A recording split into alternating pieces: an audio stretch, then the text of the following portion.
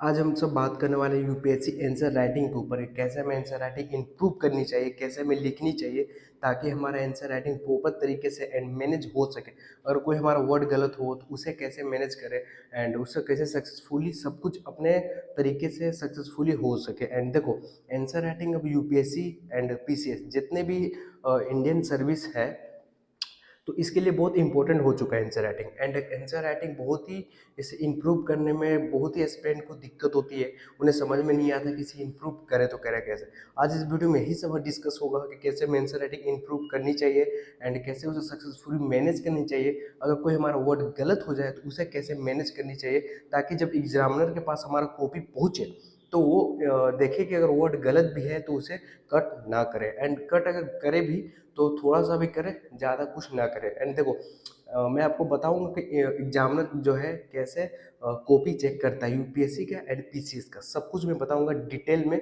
तो वीडियो में बन रहा है। देखो, पहले बात तो हम ये कर लेते हैं कि भाई हमें आंसर राइटिंग करनी कैसे चाहिए।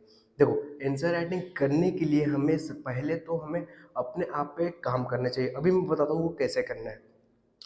अगर आपका पूरा का पूरा मतलब ये देख लो कि अगर आपका आंसर होता ही नहीं है सही से, ठीक है, अगर आपका आंसर बहुत ही गंदा है, मतलब लिखते हो कोई वर्ड तो बहुत ही गलत वर्ड हो जाता है, मतलब बहुत गंदे वर्ड में रहता है तो आपको देखने में अच्छा नहीं लगता, तो उसे इम्प्रूव कैसे करें। ठीक है, यही सबसे बड़ा पॉइंट हर एस्पिरेंट के लिए रहता है। देखो, इम्प्रूव करने के लिए आंसर राइटिंग आपको क्या करना पड़ेगा, टोटल 1 मंथ, जी, टोटल 1 मंथ तक आपको धीरे धीरे लिखना है रफ पेपर में। जैसे कि मेरा ये रफ कॉपी है, मैं आप सबको दिखाता हूँ।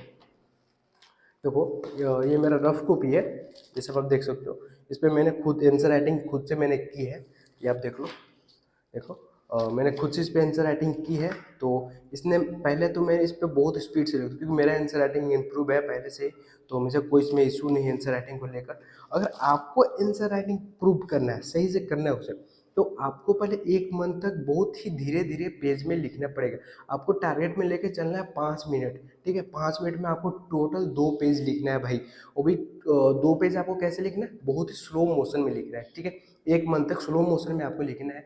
एंड जैसे आपका 1 मंथ सक्सेसफुली कंप्लीट हो जाता है तो उसके ऊपर ऑल ओवर आपको क्या करना है कि आपको एक कोई चैप्टर उठा लो। जैसे मैं बता दे रहा हूँ, ये स्पेक्ट्रम का बुक है हिस्ट्री का, तो इसमें से कोई मैं एक चैप्टर ले लूँगा, ठीक है, और उस चैप्टर को मैं एनालाइज कर लूँगा, उसे मैं स्टडी करूँगा, उसे पढ़ लूँगा सही से। उसके बाद उसको क्या करना है, उसे पेज में लिखना है। जितना आपको स्पीड बन सके, जितना आप स्पीड में लिख सको उसे, उसको उतना स्पीड में आपको लिखना है, ठीक है। अगर आप ऐसे लिखते हो तो आपको इस दौरान आपको पता चल जाएगा जो आपने 1 मंथ पे जो आपने स्लो मोशन में लिखा, वो 1 मंथ के बाद जब आप स्पीड में लिखोगे उस बुक को एनालाइज करके, तो आपको पता चल जाएगा कि 1 मंथ में जो भी मेरा काम हुआ आंसर राइटिंग में, वो मेरा कितना इम्प्रूव, कितना परसेंट तक हुआ। अगर आप ऐसे करते हो, मैं आपको 100% गारंटी देता हूँ कि आपका आंसर राइटिंग इम्प्रूव हो जाएगा, 100% हो जाएगा। क्योंकि मैंने दूसरे स्टूडेंट को भी बताया है दिल्ली मुखर्जी नगर में, तो उन्होंने ये फॉलो किया और उनका इम्प्रूव काफ़ी हो चुका है आंसर राइटिंग में। तो आपको भी ऐसे ही करने की, ताकि आपका आंसर राइटिंग इम्प्रूव हो सके। अब बात हम ये कर लेते हैं भाई कि हमारा एग्जामिनर जो होता है, जो हम आंसर लिखते हैं, एग्जामिनर कैसे हमारा कॉपी चेक करता है।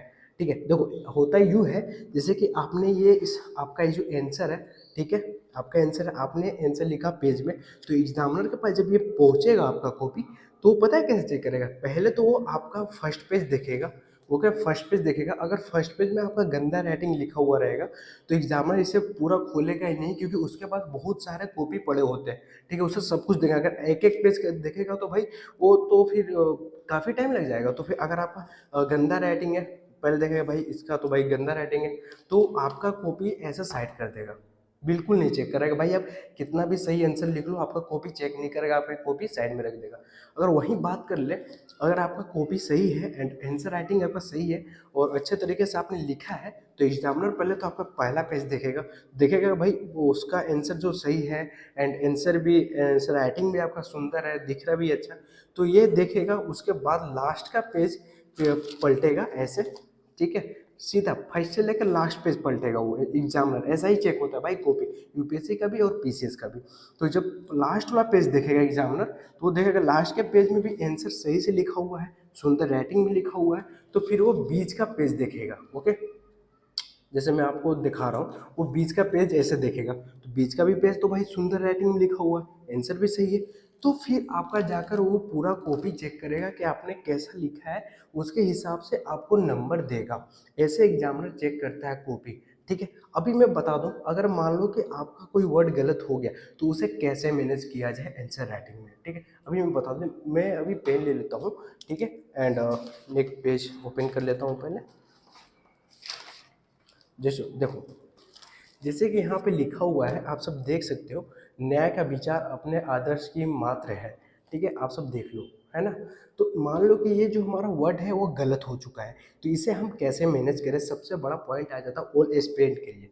तो इसे मैनेज करने के लिए आपको क्या करना पड़ेगा, नॉर्मली आपको बस ऐसे देख लो, आप यहाँ पे ऐसे बस एक लाइन मार देना है, ठीक है, एक ऐसे लाइन कर देना है।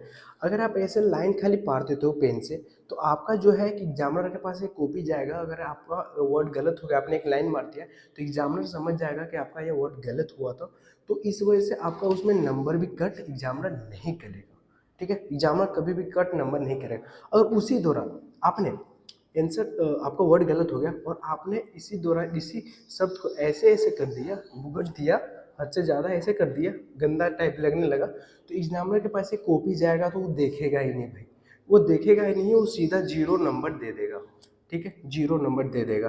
बट एक लाइन मारा रहेगा तो 10 नंबर की जगह वो 7 नंबर दे देगा। बट ऐसे ऐसे कर दोगे, भुगट दोगे, तो आपका 0 कर देगा। तो 0 के साथ साथ वो कॉपी आपका चेक भी नहीं करेगा, आपका कॉपी साइड में कर देगा। तो भाई आप तो ऐसे ही फेल हो गए। तो ऑल ओवर कुछ ऐसा स्ट्रेटजी रहा है आंसर राइटिंग में। आंसर राइटिंग में भी आपको ऐसे फॉलो करना है, मैं गारंटी बता रहा हूँ कि आपका आंसर राइटिंग इंप्रूव हो जाएगा। तो ऑल ओवर कुछ है ऐसा, तो भी अभी आपको कोई डाउट हो तो डिस्क्रिप्शन के नीचे मेरा इंस्टाग्राम का लिंक दिया हुआ है, वहाँ से आप जब मुझे फॉलो करें, एंड वहाँ से मुझे आप मैसेज कर सकते हो, मैं आपसे वहाँ से बात भी करूँगा, चैटिंग करूँगा। कोई भी दिक्कत हो भाई मुझसे पूछ लो, मैं आप लोग के लिए हेल्प करने के लिए